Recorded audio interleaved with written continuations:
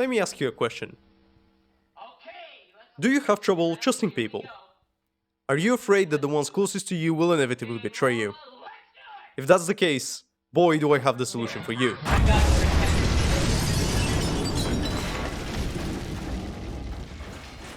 And it of course is better.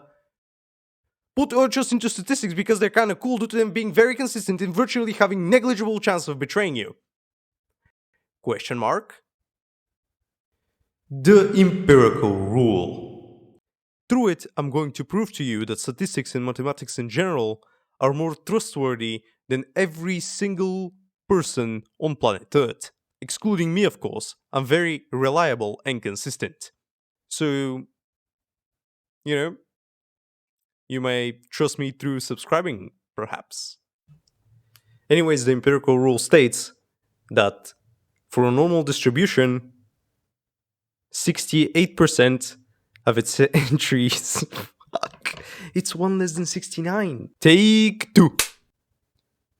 Anyways, the empirical rule states that for a normal distribution, 68% of its observations are within one standard deviation of the mean, 95 are within 2,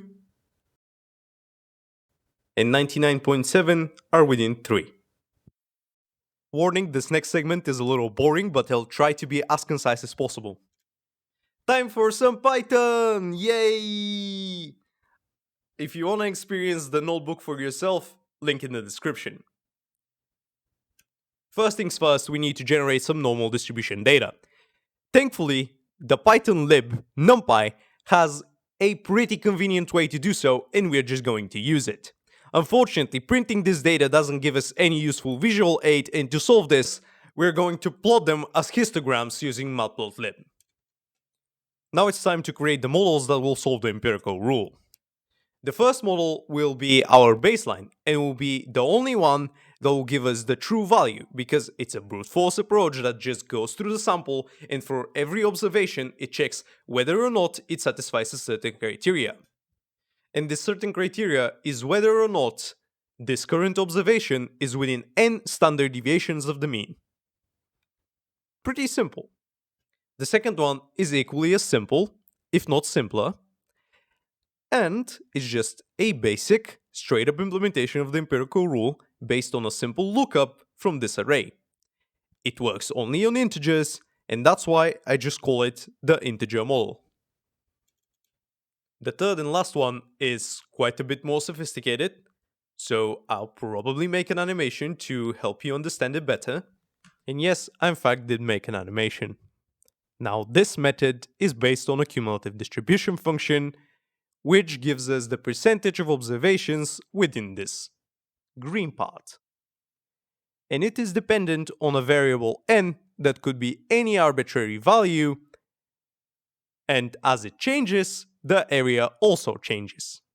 However, we are particularly interested in the cases when n is equal to the mean minus a standard deviation, and when n is equal to the mean plus a standard deviation. Now, if we subtract the blue part from a green part, we get around 68%, which is what the empirical rule states. Now, if we reintroduce n, but this time put it before the standard deviation part, we instead get an area that grows and shrinks around the center. And this is how we can compute the empirical rule for any arbitrary value, whole or not. Hopefully I didn't forget to make an animation. Anyways, now we have the data and the models. It's time to start testing. And we'll do so in the following way. We have this variable, spread, that basically is the number of standard deviations away from the mean. And every model requires that variable. So we're going to gradually change it from 0.2 to 3.4, and then just write the outputs of the three models in a table. Additionally, we need to create two more columns in this table, which are going to represent the error in the second and third model. We're going to achieve that through a simple subtraction from the only true value in the table. aka the output of the first model. We're on the home stretch. Now we just need to compute the respective overall accuracies for the two models. And this is just simply done by getting the mean of the absolute values of their respective columns and subtracting it from 1 and then converting to percent. As simple as that. Let me leave you with me giving his expert opinions on the results in real time. This integer accuracy is pretty good. Like it's above average. And this float accuracy is pretty normal, I would say. And 99.79% is actually pretty nice. And pretty trustworthy, I would argue. Wait, you just put some numbers in the computer, and I bet you even rigged the results just to push your fabricated narrative. I'm not as easily deceived, mate. What's next? That 5G isn't harmful, yeah? Sure, buddy. Okay, I get it. You don't trust me, and that genuinely makes me sad.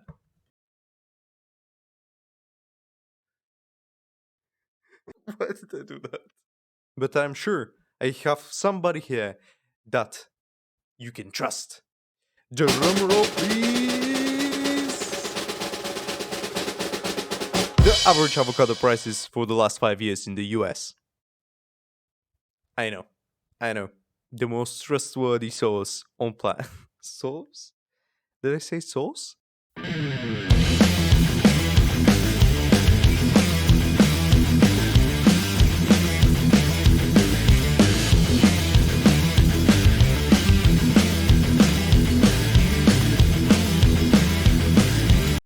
Yeah, this feels like snail racing or whatever.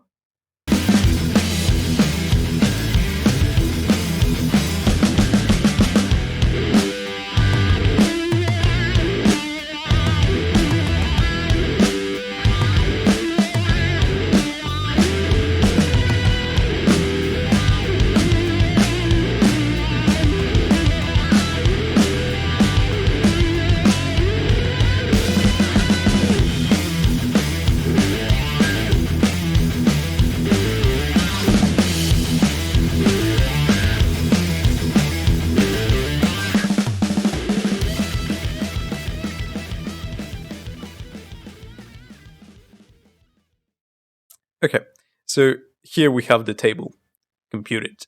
But now we're going to compute the accuracy.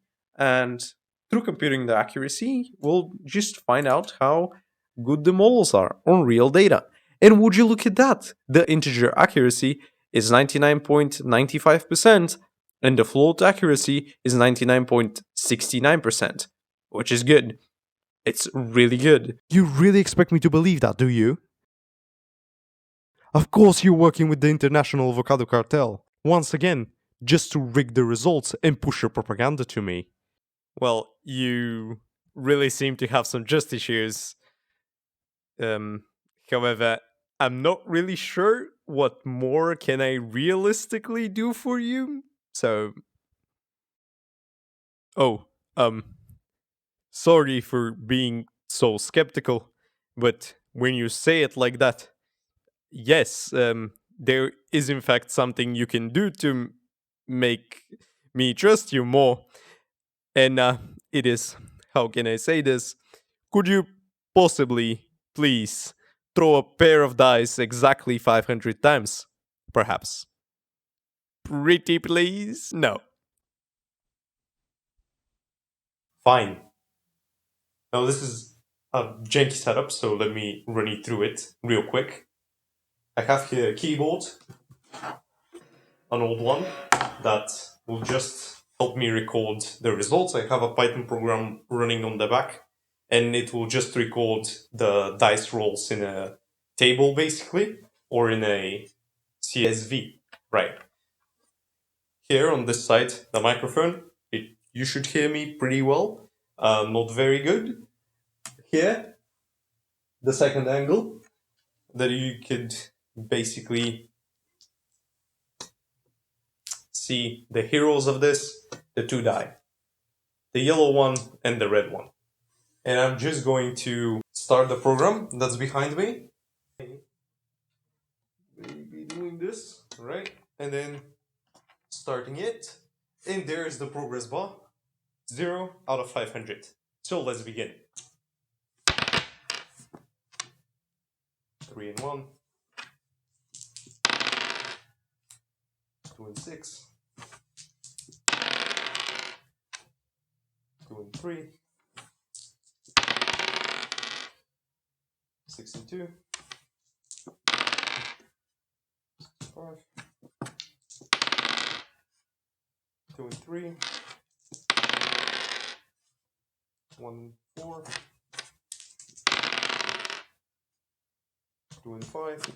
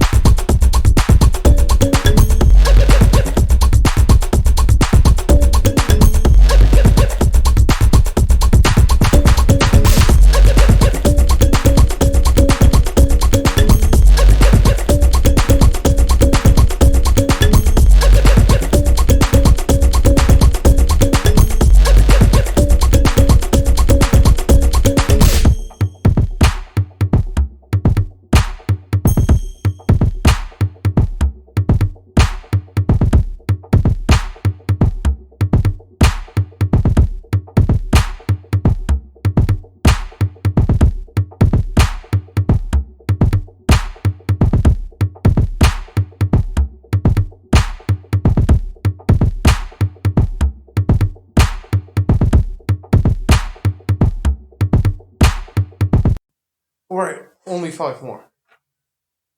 3, 4, and then 4, 6, 1, 2, only 2 left, 2, 6, and the last one, 5, 6. There we go. Yes! Yes! Woo! There is it. And we completed it for 29 minutes and 19 seconds.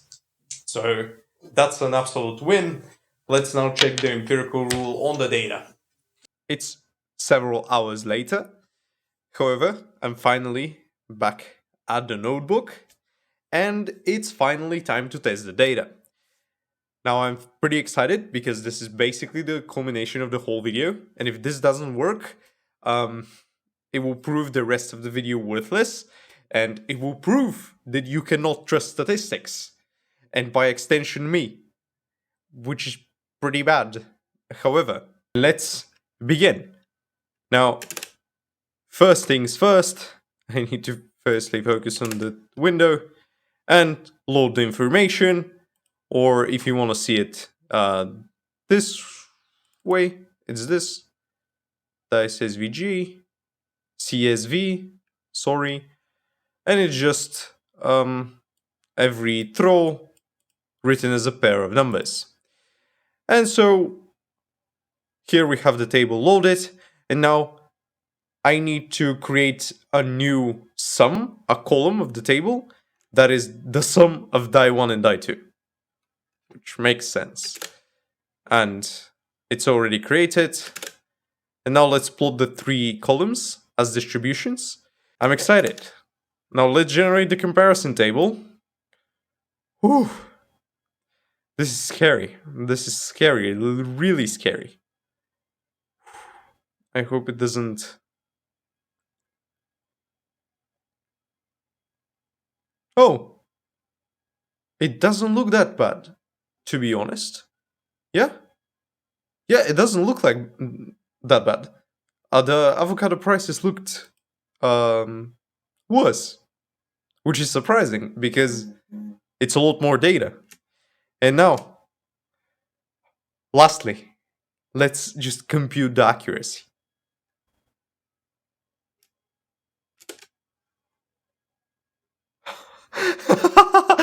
Yes!